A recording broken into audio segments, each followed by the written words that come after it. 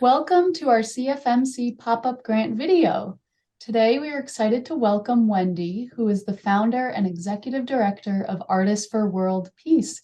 So congratulations on your organization being nominated for a CFMC pop-up grant. Thank Yay, you. Winnie. Thank you. We do want to extend a big thank you to your nominator, Rosemary Dennis, who, from our conversation, sounds to be truly dedicated and committed to the work of Artists for World Peace. Yeah, she's remarkable. So, yeah, we're very blessed. We have a huge circle of people who make our work possible. Rosemary has been with us for many years. Her first experience with us was traveling all the way to Tanzania when we opened our very first eye clinic, which now has come home and is all over from Connecticut and Rhode Island to South Dakota. And Rosemary's been to every single eye clinic but one, which is quite a run. She and her husband, Ray Dennis, have been pivotal in making this all happen as far as the free eye care. So I'm very grateful to Rosemary. Well, a big round of applause for Rosemary, too. Yeah. That is truly wonderful. What a great person to, and what a great friend and volunteer to have alongside you. Great. Wendy, how did you partner with them, with all the doctors to open up the, eye clinics? Well, it started when I wanted to build a health center in this little tiny remote village in Tanzania where we were working with the orphans who have become our children of peace that we've been supporting for 15 years now. So it took 8 years to build this health center, and I was teaching at Middlesex Community College. There's an optical program at Middlesex. So I went and found the director, and the man who started it is Ray Dennis. So I said, "Hi, my name is Wendy, and I'm a teacher here. Would you be willing to come to Tanzania with me to open a free eye clinic?" And honest to God, this is a true story. He turned around and he said, "When?" Which I could not believe it. So he didn't say, "Who are you? What are you, nuts?" Yeah. He said, "When?" That was in February, and we left in June. We even give eye clinics in Connecticut where people do not have eye care. So people realize that they're greatly needed. We couldn't do this without them. And right now we travel with a 40-member team, and it's just now it's word of mouth. We actually have a waiting list of doctors who want to travel with us. I guess what inspired you to found Artists for World Peace, and maybe share with the listeners beyond even just the native eye clinics, which are incredible in East Africa, throughout Connecticut and South Dakota, what else do you do at the organization?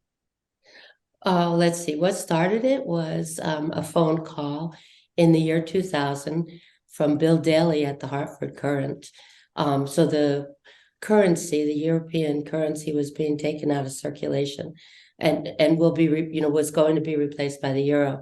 So he called 4 artists living in Connecticut, and I'm a jewelry designer. My clients were international, so I thought I could ask all my clients to donate a coin from their country, and make what I call the International Peace Belt. So that was our very first project. It started in the year 2000. Because since 2003, it's been traveling the world, and it's brought us to 35 countries and 5 continents. It's taken us everywhere.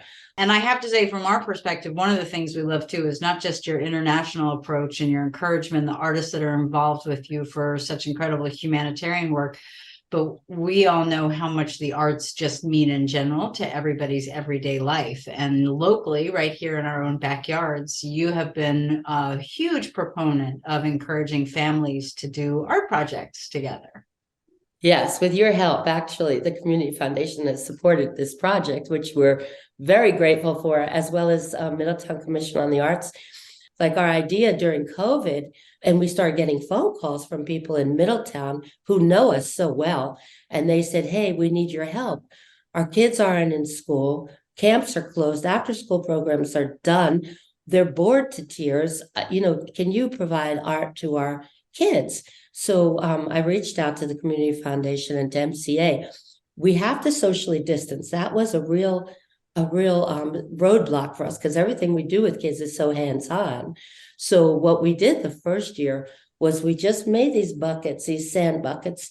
We filled them with art supplies, and we gave, in the art supply bucket, we gave chalk, beautiful chalk, like an array of colors. And we told the kids, look, but we told the children, draw all over town, anything you're thinking, just draw, and we'll walk and we'll read each other's messages. And that's what happened. And it was unbelievable. It was a way for children to express themselves through drawing, and then other kids would respond to those drawings. So it was very wonderful. And we gave 350 buckets. And then the second year, we went back to the very same donors because it was so successful. We went back to your foundation, the community foundation, went back to MCA, we went back to the state, and we now made 450 buckets. And we partnered with Peter at St. Vincent de Paul, and they gave us the parking lot at Amazing Grace. So we had art lessons for the families within each square. And that was the best because the families got very heavily involved with their children. Mm-hmm. And the kids learned very basic, we had artists there just teaching primary line drawing and shadowing and mixing colors. We had paint sets. And then every child made a 6x6 painting.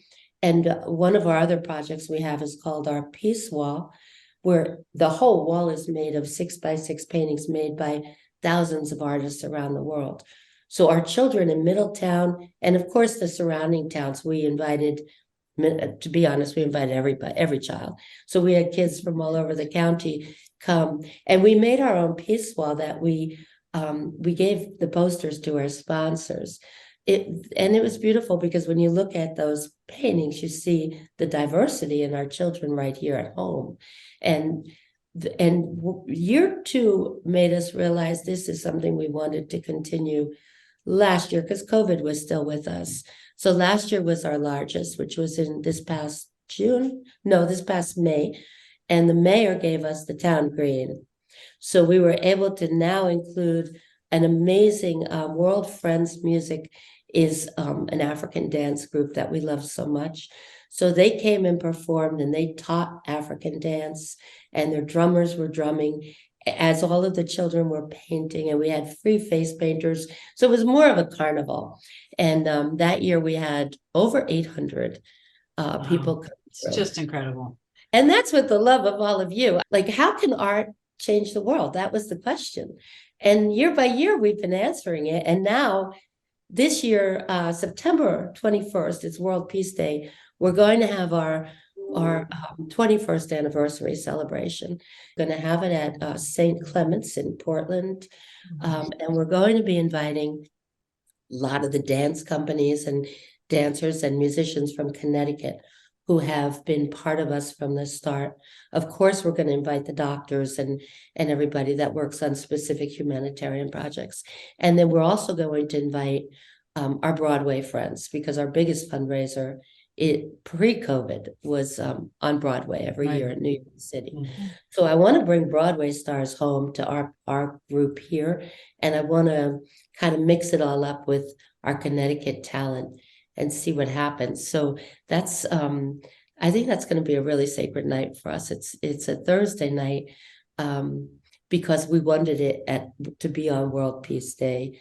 I think it's going to be the perfect energy to have this event celebrating the arts and world peace.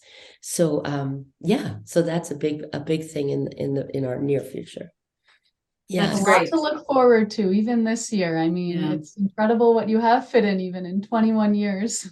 Thank you so much for everything. I mean, truly for everything that you do, both right here in our hometown and around the world. And you have such a big heart, and you are surrounded by people with really big hearts. So it's a ripple effect, and it means so much. So thank you for everything.